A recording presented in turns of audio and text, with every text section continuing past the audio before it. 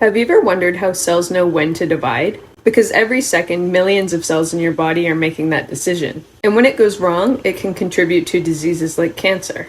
Throughout the winter and into the spring, I spent my semester investigating one small piece of that puzzle through a directed research project. And I thought I could explain a little bit of what I was actually doing. At a higher level, my project focused on a protein called abnormal spindle, or ASP, which helps cells divide properly. Cell division is one of the most fundamental processes in biology. Every time cells grow, divide, produce new cells, there are a lot of proteins working together behind the scenes to make sure everything happens correctly. One thing about proteins is that their location inside a cell can be just as important as their function. A protein might be able to interact with one set of molecules in one part of the cell, but not in another. The question that we were interested in was whether the location of ASP inside the cell affects how it interacts with other proteins that are involved in regulating the cell cycle. To investigate that question, we used Drosophila, or you might know them as fruit flies. Specifically, I spent a lot of time dissecting fruit fly testes. The reason we use testes is that they're full of actively dividing cells, and the different stages of development are arranged in a really organized way along the length of the tissue. After collecting the tissue, I used techniques like co-immunoprecipitation and Western blotting to look for evidence that these proteins were interacting with one another.